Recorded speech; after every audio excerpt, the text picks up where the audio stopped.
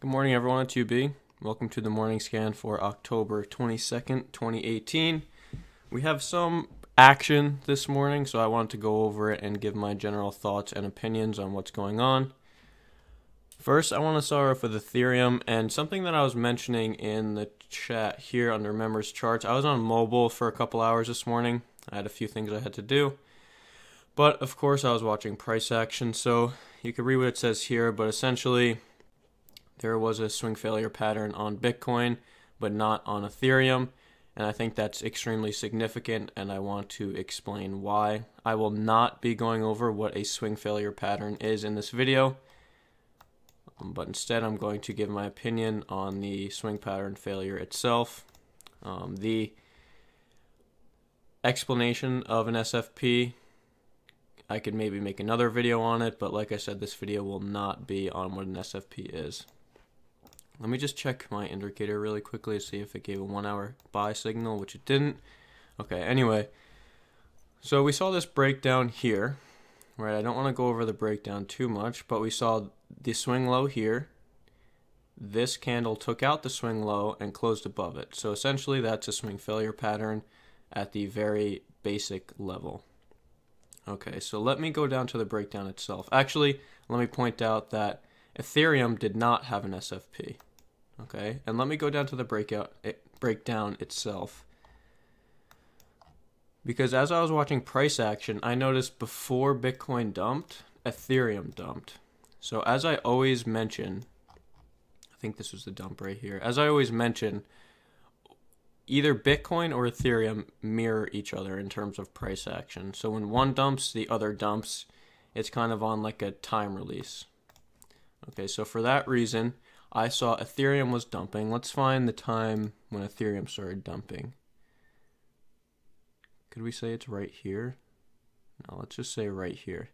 So at 13, okay, where's this? 13, okay, cool. So look at this candle right here on the 3 minute.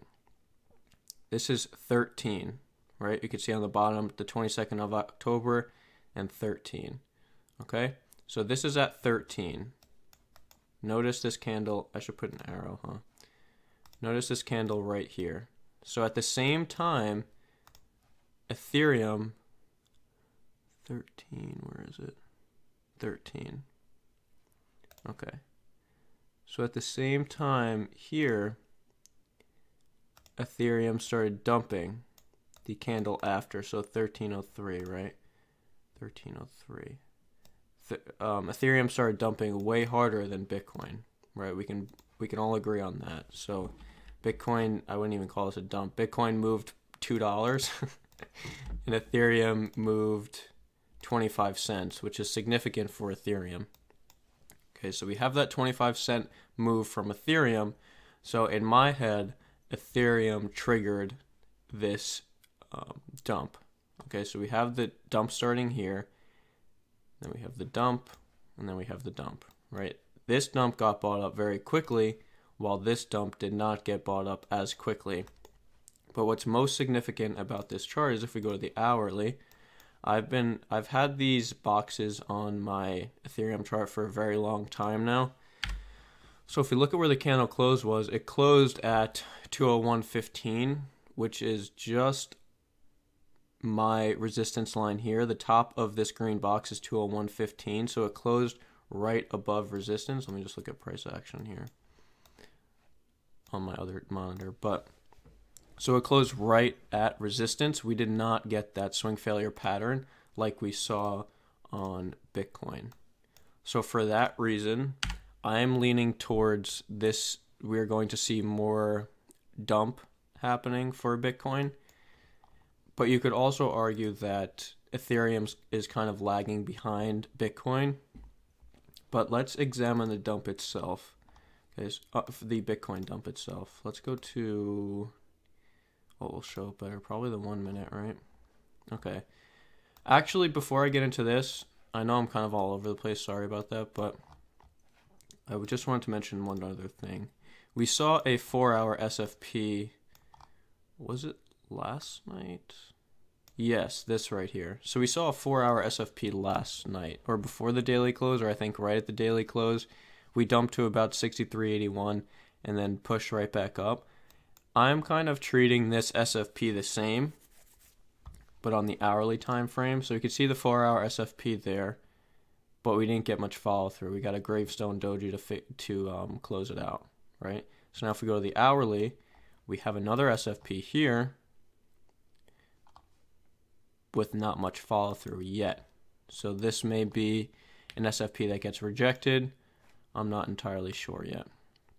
So that's why I'm kind of discrediting this SFP as well, because we saw a 4-hour SFP last night or right at the daily close, and we didn't see much follow through from a 4-hour SFP, which should hold more weight than a 1-hour SFP. The 4-hour close is in about 53 minutes, so I'll be looking at that as well. Will that be an SFP? I mean, if the hourly is, this should be. Yeah, I guess that was just probably a stupid comment, but yeah, this may close as an SFP as well. But remember this SFP right here. This was a really good looking candle, but unfortunately we didn't have the volume to support that candle. Now we kind of have a little bit more volume, so we'll see what Bitcoin does with that potential 4-hour SFP. So let's examine the dump itself and see if the bottom is really in for this move or what's about to happen. So we see a rejection wick. How long is this wick here?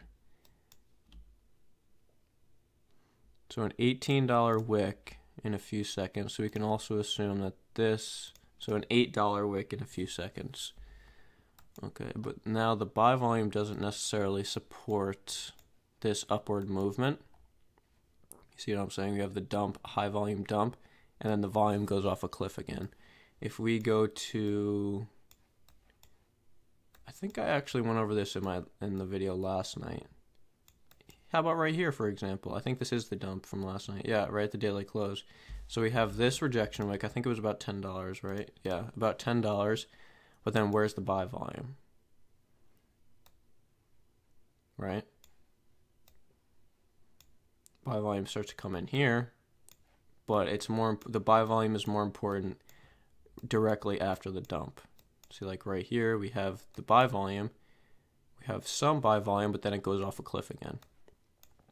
So that's why I'm very hesitant to close our short positions here.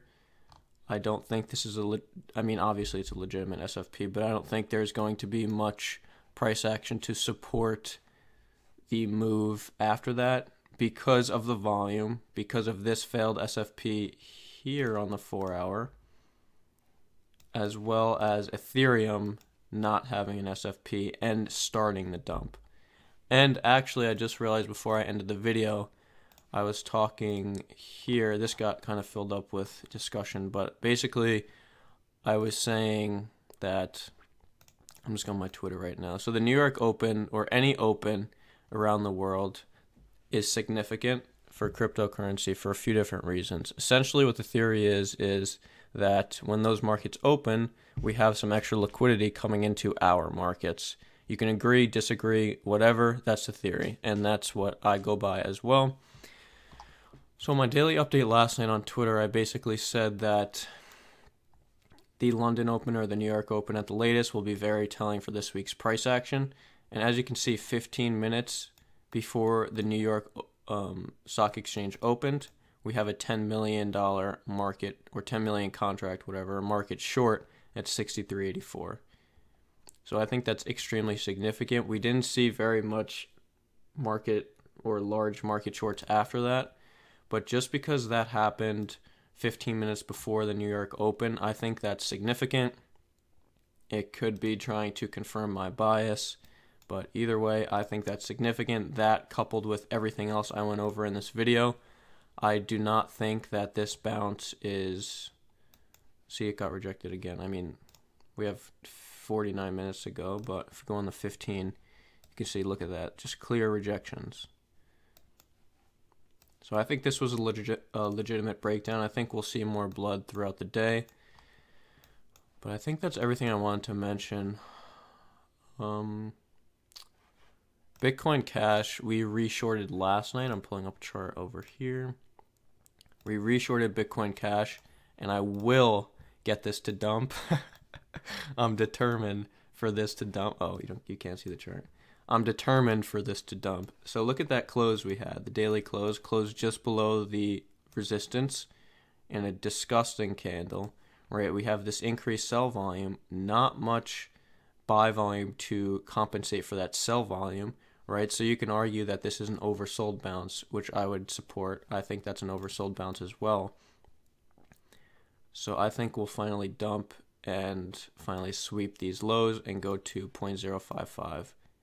That's my ultimate target for Bitcoin Cash. I'm not sure if we'll get there. Who knows? But with... What the heck just filled on BitMEX? Did you hear that? Hold on. Oh, okay. Just one of my Bitcoin Cash shorts filled. That was terrifying. I didn't know what the heck that was. Sheesh. Okay, anyway, I lost my train of thought. I think I was saying, like, if Bitcoin really is on the edge of death, like I think it is, then the majors will definitely suffer. And also another thing about Bitcoin Cash is it hasn't had a legitimate breakdown like Ethereum did. You know, Ethereum, what did it go to, like 167? Did it go that low? I may be wrong here. Oh, it did go to 167, damn. So Ethereum had a legitimate breakdown, right? It swept all the lows, so why wouldn't Bitcoin Cash do the same? So that's kind of my thought process for Bitcoin Cash. If it doesn't work out again, I will just reshort higher because I am determined for this to sweep the lows, the equal lows on the daily. Obviously, I'm kind of joking around. If it's not a good trade, I'm not going to take it, but I think this is actually a good trade. You can see the Gravestone Doji right at the top of the uptrend. The weak buy volume. So overall, I think this will be a good trade. It really depends on Bitcoin right now, but I don't think this move up is sustainable. Let me see if my indicator is giving anything here before I end the video. But other than that, there's not really much I have to go over. Actually, I sold the majority of my BAT at, I don't even know how much to be honest, but overall it was a 70% gain on that trade. We entered at, was it 2,600 sats? Something like that. We entered around there, but I'm just trying to stall right now and wait 20 seconds for this possible 15-minute signal, just because I'm interested, not really because I'm going to take it or not. But what's interesting is that my indicator didn't give a long signal after this candle. Let me move this over. This candle right here. Right here, I didn't get a long signal. I didn't get a long signal for this candle, which I think is significant. I was assuming that my indicator would have gotten chopped up in this area, but it looks like it's still holding short, which is, what did I just do? Which is definitely significant. Okay, the 15-minute close. Let's see if we get a... Yeah, the 15-minute gave us a long signal. Interesting. I'm not going to take that because, of course, it's a long or a low time frame, but I was kind of just interested to see what the indicator was feeling, if an indicator has feelings. But anyway, I hope you enjoyed today's morning scan. If you have any questions, please feel free to ask.